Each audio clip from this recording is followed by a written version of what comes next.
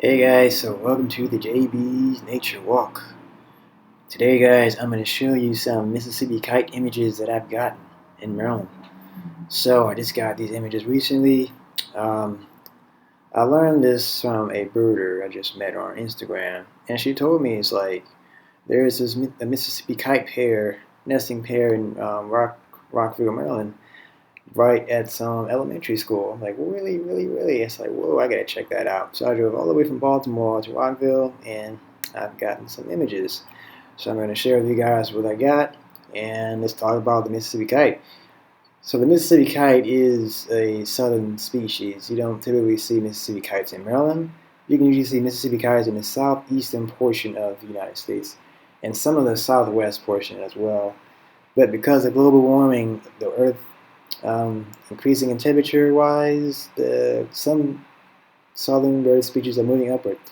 This is also applies to the Rosetta spoonbill, which is mainly in the southeast as well, but they also made their way to Maryland. I haven't been able to photograph the Rosetta spoonbill, but I know some photographers that have. So they made it as far north, I think, as New York. Both the Mississippi kite and the Rosetta spoonbill. So yeah, so these birds, these southern species, are making their way north. So, and I've heard also that this pair, this kite I photographed here, I think they made a nest last year as well. So I'm definitely gonna come back next week. Hopefully the weather's optimal. I can get some more images of this beauty. This is my very first time photographing a Mississippi kite. So Mississippi kites particularly eat mainly insects. So they mainly grab the insects, flying insects from the air. So from observing this bird today, I've noticed that they love flying over the treetops. So they look for a lot of flying insects that are flying over the treetops, and they just kind of dive bomb and just grab it from the air. So if they also eat reptiles, amphibians, bats, they occasionally eat carrion as well. So anything's up for grabs. You keep in mind that the kites are hawks, and hawks are opportunistic hunters. So they are specialized hunters, but like I said, if they can't find any insects or they can't find their primary prey, they will also hunt other animals, like I just named, like frogs, toads, and they even eat turtles as well. So whatever else they can find is up for grabs, and they can also eat carrion as well.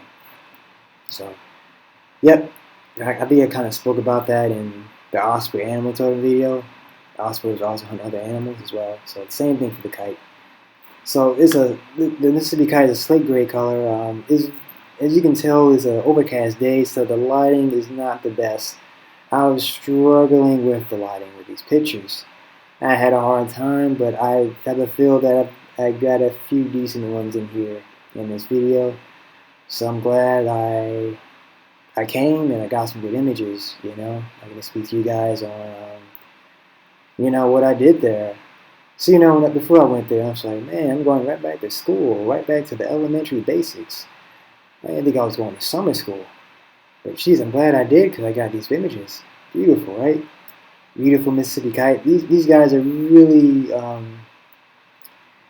they have quite an erratic flight pattern. So it's hard to predict how and what direction they're going to come in. So when they circle, they don't circle like a typical raptor, like a red-tailed hawk. A red-tailed hawk has a usual flight pattern. Mississippi kites aren't that predictable when it comes to the air. Now these guys, kites like this, the Mississippi kite is the master of flight. They are very acrobatic and very experts when it comes to with soaring and just sailing in the sky. These guys are just as good as the vultures are, in my opinion. They're more acrobatic than vultures are, and they are really superb and adept. That's the word I was thinking of. Adept at flying and soaring. Beautiful. I'm glad I got these images, man, so I can show you guys. I definitely want to get some more, before the summer ends. So I want to keep coming, maybe every week if weather permits. But we'll see what happens, I can just keep trying and see what I can get. But I'm hoping that the next time I go is a clear sky, clear day, not a cloud in sight, and I can really get the detail of my images. Because right now you're seeing a little bit of detail because it was overcast. The clouds are blocking the sun, so I'm not getting all the detail I need in these photographs. But I am actually happy with what I got. I mean, I did the best I could, and this is the first time I actually saw this bird, and this is the very first time I ever photographed this bird. So it's like I can't be too picky now, right? So I actually got what I wanted. This is actually a dream shot of mine. I've studied raptors for a very, very, very long time. I actually did a book review on Brian K. Wheeler's book, The Raptors of Eastern and Western North America. Definitely check that out. Well, anyway, so I read those books for years, the books I did that book review for. And this bird here was in that book. And I was always looking at Brian K. Wheeler's pictures, like, man, how did he get these pictures? And that's like, then I'm actually getting these pictures. So I was always looking up to him when I was younger. And he got all of his images manually. So the lens he had was all he shot all was manually. He didn't use autofocus. Now I just went back to the autofocus game. A lot of the Osprey pictures I have, guys, the ones at Virginia Beach, those were shot manually. So I'm just now getting back to the autofocus game, just like he is. Now the most recent Osprey pictures I have, I think I was at Marshy Point. Yeah, those are autofocus because I just got that new Sigma 600 mirror lens. Yeah, so those autofocus. I'm still getting used to that lens, but I'm actually getting some good ones for that lens. So yeah, here. So this is a great image here. You can see a little bit of white iridescence on the trailing edge of the wings. That's what you'll typically see when the Mississippi kite is flying close to the sun. You're going to see a little hint of reddish color on the trailing edge of the flight feathers. Yeah, and you see how the slight, beautiful, pale gray color? Beautiful, beautiful color. This is, I like to call this the dark night of the skies, because it looks like a dark night to me. You know, it's dark, and it's very swift, very precise with its movements, especially when it's diving or just when it's circling. It's very precise and very strategic about every movement it does. Beautiful. So yeah, this is a very good image to see the nice reddish color. You can also see a little bit of the feet. It's a little bit of a, I wouldn't say, I guess it's like a little reddish, a little brightish color. Really stands out. The adults have a red eyes color. I don't know if you can see that. I don't know if I got the kite came that close to me to see the eyes color, but when I was editing these pictures, I can see the red eye color. So this Mississippi kite pair does have a nest. The nest is so high up in the trees, so I didn't really like the pictures I got of the nest. So I'm just gonna stick to the flight shots. I feel like that's more worth my time, and that's mainly what I focus on anyway. But if I do ever get a nice close-up nesting opportunity with a raptor, I would definitely photograph the nest for you guys, and most likely film it if I can. Yeah. So yep, there's another one. You can see this image too. Even the part of the tail, you can see the little reddish color on the trailing edge of the tail. That's because the kite is flying close to the sun. That's the only way you can see the reddish color. But if it's not against the sun, you're just going to see a pale gray color, which is cool too.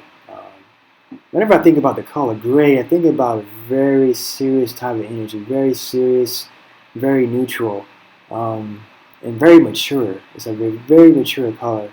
And this is what I think about when I see color gray. And that's what I'm looking at when it comes to the Mississippi kite. Because this bird is, I'll say, it embodies all that, but it still embodies its own inner child because it's still very playful. It's still very energetic and still very light. It's not too serious. So I think that's what the kite message is trying to communicate to me. Don't lose your inner child. Still be playful, still be childlike, and still have fun. And yes, we have responsibilities, and that's what I also think about the color gray, is being responsible, punctuality, and just seriousness, and it's taking care of life stuff. But the kite, it embodies a nice balance of neutrality in your day-to-day life, not to be too far on either pole. Just be in the middle and just do both. If you need to get higher up in the polarity scale and be more light, then do that. If you need to be a little more low and serious, then do that. But then at the same time, just stay in the neutral zone. Yeah, I like to think of myself as the master of flight. Just like these birds, these guys are the master of flight. I am master of flight as well in terms of photographing these birds in flight. 'Cause this bird is not easy to photograph in flight. It's not predictable, like I said. They have a very erratic flight pattern, so you thinking it's gonna, in a circle, you think it's gonna circle in a, let's say it was circling in a clockwise position. It just changes its mind and circles the other way, or it just goes in an erratic flight pattern. It just does a direct flight right after the circle. So it's really weird getting used to it, but and it's very, very, very, very fast. So I had to learn this behavior pattern on the dime. I don't have any experience with this bird until today. I just had to figure it out. But it did give me a lot of flight opportunities. It did disappear from the nest for a while, so whenever it left the nest, it was looking out for food, insects, and stuff like that. So it would disappear from the nest from like 30 to 40 minutes at a time. So it was gone. So I was out there for like 3 hours, well, 3.5 or 4 hours maybe. I was out there for a while, guys. I think I got there at close to 9. So it was a little bit before 9. A good bit close to 9. I stayed until 12:30, so it was like 3.5 hours, guys. I was out there. It was well worth the trip. I mean, the drive was like a 50 minutes during the early morning, but when I got home, it was about an hour and 5 minutes because of traffic and all that. But it was still worth the trip. There was people there. There was other photographers there. I even met the lady I was talking to who told me about the spot. I met her there. She met me there. She didn't stay long, but we did exchange hellos, and she was glad to meet me in person.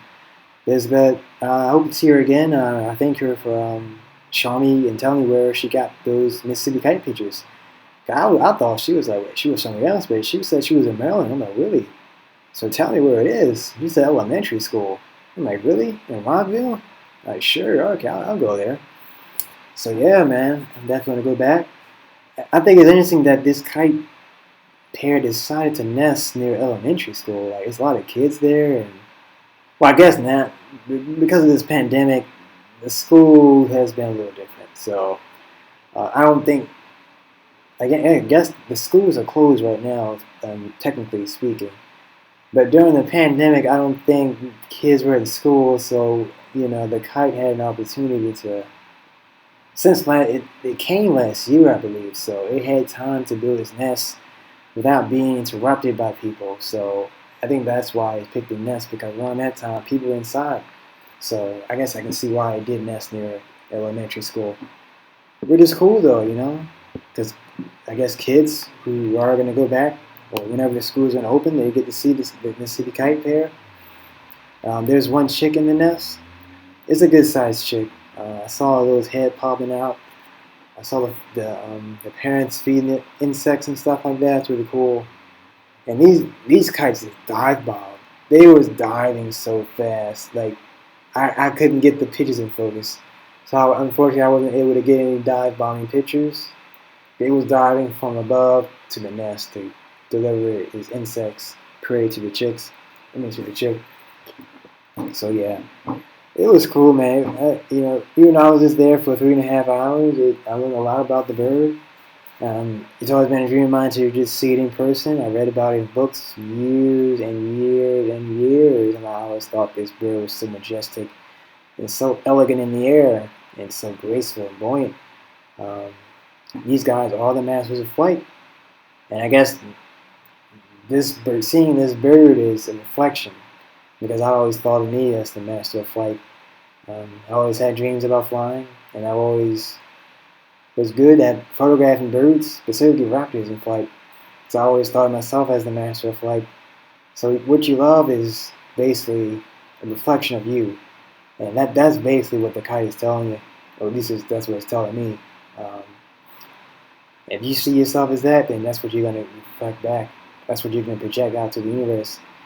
I like this picture. Now, it is quite dark, but I like how it looks. I like the wing placement. I love that it's flying towards me. I love its fan out tail.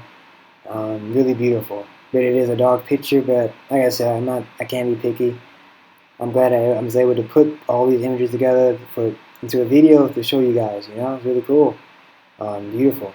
So the Mississippi kites mainly live in the southeastern United States, so they can live as far south as North Carolina, South Carolina, Atlanta, Georgia, Florida.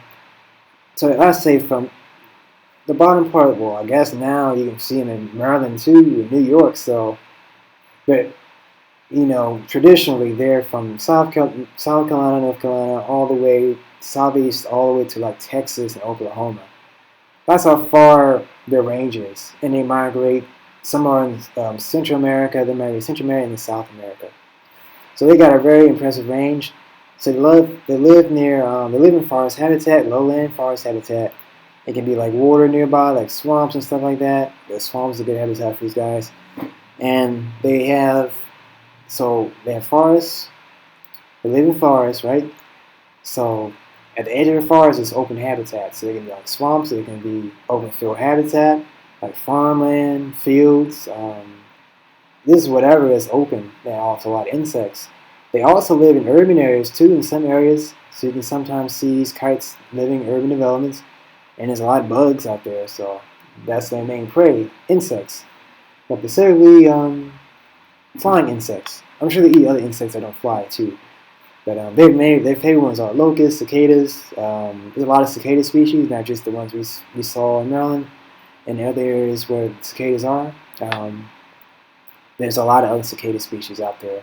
They eat locusts, grasshoppers. There's all kind of stuff. They eat a lot of insects, guys.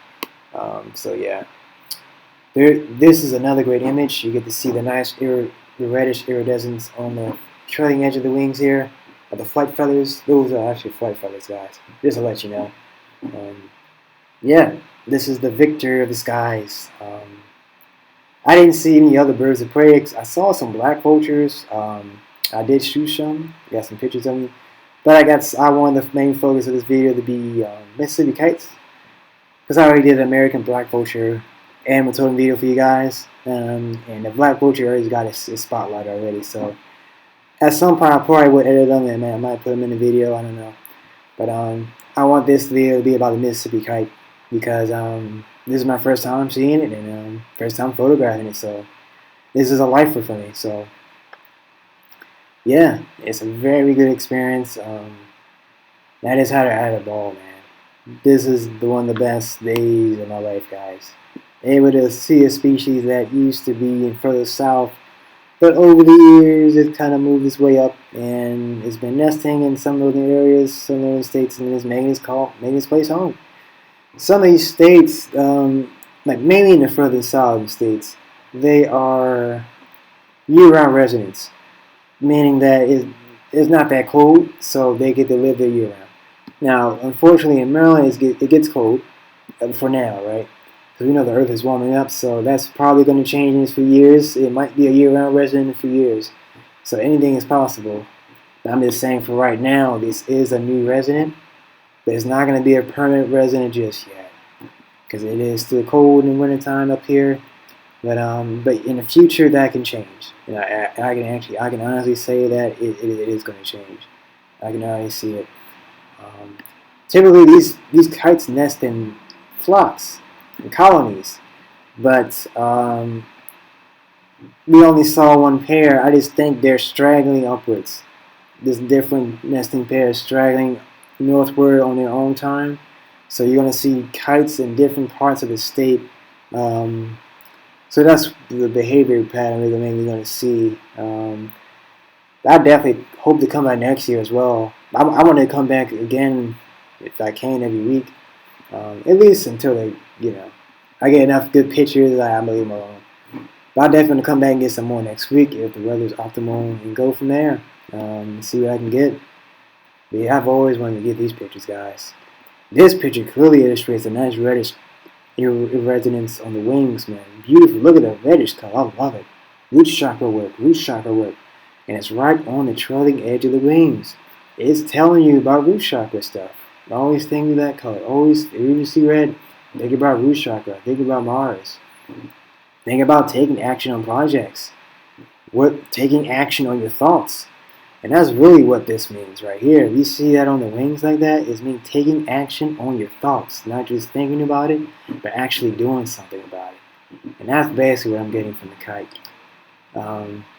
And of course, the gray color is being neutral at the same time. Don't let your emotions cloud your judgment. And I think we can get emotional at times. We decided to work on a project, but just stay neutral and balanced, and you will succeed.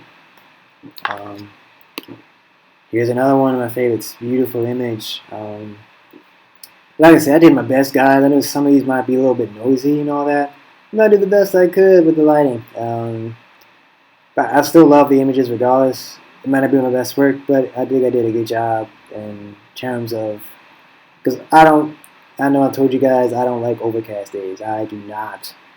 But I just had to come down there and say, you know, I'm going to go there anyway and see what I can get. And I did. And I think I did a pretty good job. Some of these pictures are really good, and I love them. I love these images. You know, I'm glad I came, and I got rewarded for it, basically. You know, that's what it's all about, getting that reward. Sometimes you got to take a risk in life and just go for it. And don't look back. Go for it and keep going. You know, that's what I got from Mississippi Kite. You know, and this is something else. The Mississippi Kite, I remember in elementary, right? I was learning how to spell Mississippi in school in elementary. They were teaching us that song, Mississippi. I feel like I was going right back to school. This whole experience took me right back to my childhood years. And that's basically what I'm telling you guys earlier about the Mississippi Kite. It's telling you to don't let your child self, your inner child disappear. Because, like I said, the color gray is all about seriousness. It's all about doing what you're supposed to do, taking things serious, doing your responsibilities. It is about all that stuff. But at the same time, you also can't let your heart become hard. Don't let the world make your heart harder. You still need to be your child, your inner child. Let your inner child flourish within your life. Don't let that flame die out. And I guess this is kind of like an animal totem too as well, you know, in that regard anyway. But yeah, that's what I'm getting from the Mississippi Kite anyway. Yep, so definitely don't take things too seriously, but take action on what you want to pursue in life. Be serious when you need to be, but don't let your inner child flame die out. I've also heard that this kite also represents being a light bringer, bringing the darkness into the light, basically. Mainly because this bird is dark, so I can see that it is a light bringer. It does bring darkness into the light. It exposes things that have been in the dark, and it wants things to come to light, basically.